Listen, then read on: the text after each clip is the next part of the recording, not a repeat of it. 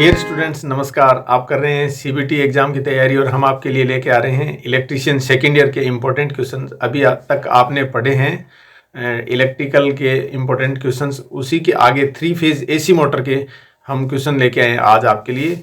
खास special important questions जो आने वाली सीबीटी एग्ज़ाम में आपके लिए बहुत ही यूज़फुल रहेंगे।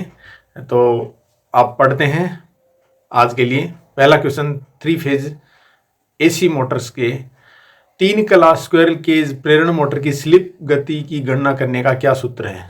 देखिए, 3 phase squirrel cage induction motor में स्लिप की गति की गणना करने का प्रश्न पूछा है।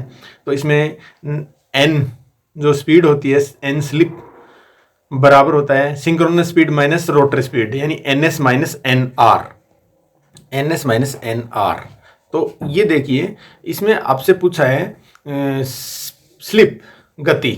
स्लिप गति पूछिए। यदि अंशीय स्लिप पूछते तो आप एनएस बटे एनआर बटे एनएस लिखते। यदि प्रतिशत स्लिप पूछते तो आप लिखते एनएस माइनस एनआर बटे एनएस गुणा 100।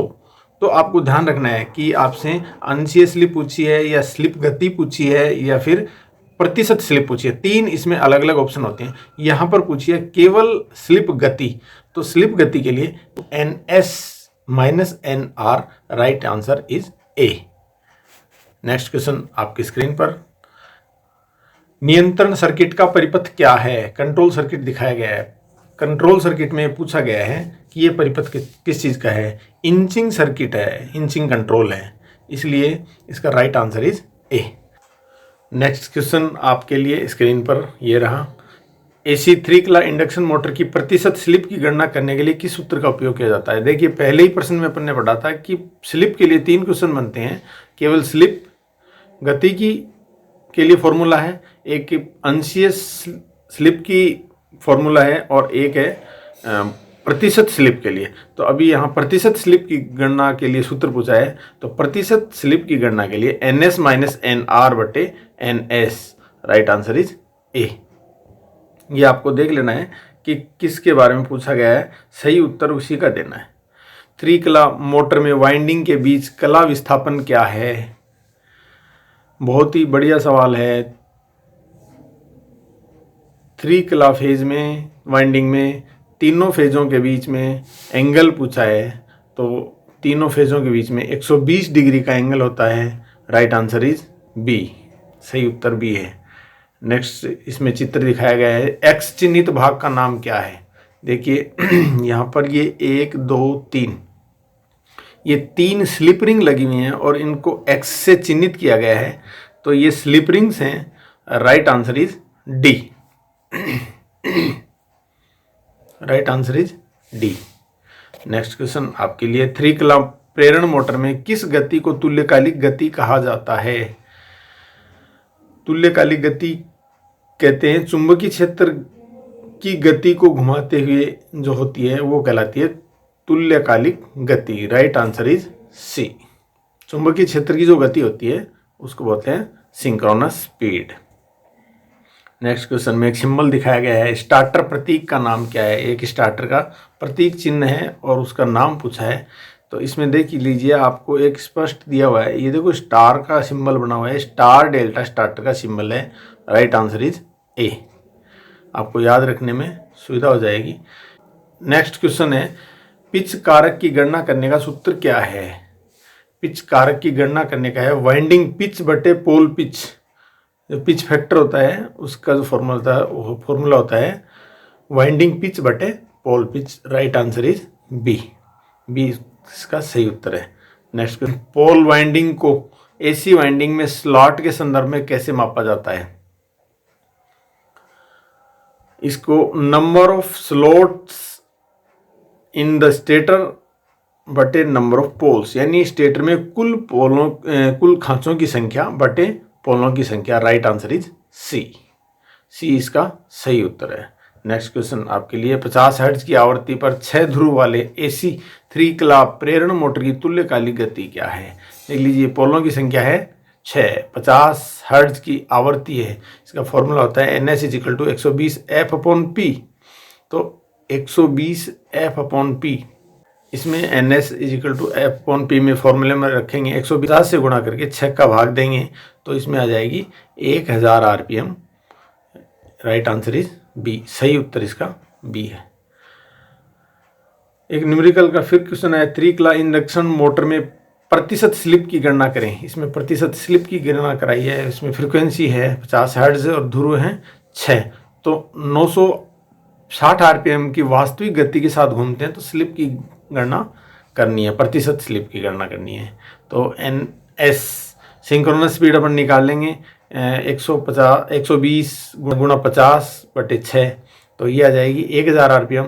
और रोटर स्पीड दिखा रखी है आपने को 960 RPM, तो 1000 माइनस 960/1000 गुणा 100, तो इसका राइट आंसर आ जाएगा सी, 4% अंशीय स्लिप आ जाएगी। नेक्स्ट क्वेश्चन, 3 क्ला स्क्विरल केज प्रेरण मोटर की रोटर आवृत्ति क्या होगी।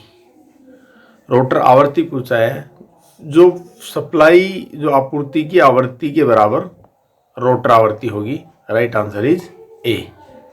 नेक्स्ट क्वेश्चन आपके लिए, ये जो क्वेश्चन है ये बहुत ही महत्वपूर्ण है, आप इनको पढ़ लेंगे तो आपको बहुत बहुत बेनिफिट मिलेगा आपने आने वाली CBT एग्जाम में। अपने रोटर के पक्ष में 3 क्ला स्क्विरल केज प्रेरण मोटर की गति को नियंत्रित करने के लिए कौन सी विधि आरोपित की जाती है।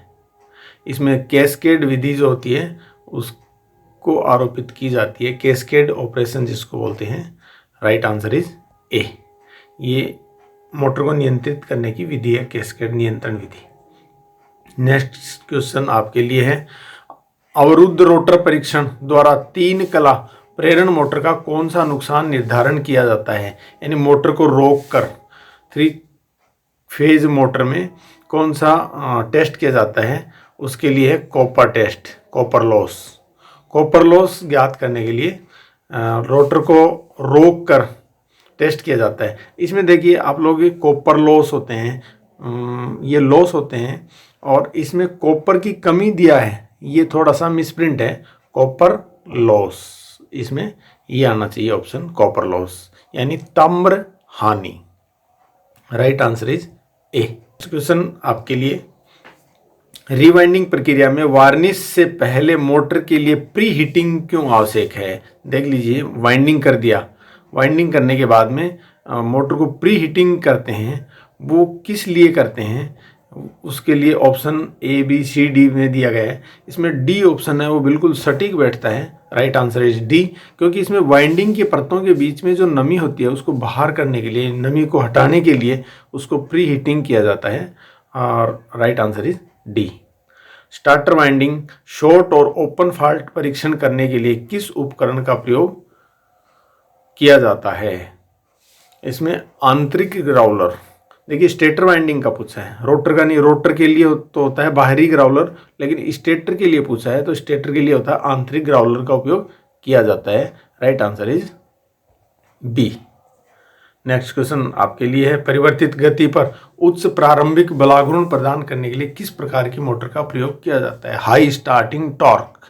हाई स्टार्टिंग टॉर्क के लिए आपको 3 phase slip ring induction motor का प्रयोग किया जाता है। स्लिप रिंग इंडक्शन मोटर का प्रयोग किया जाता है। राइट आंसर इज सी, सही उत्तर है आपका सी ऑप्शन।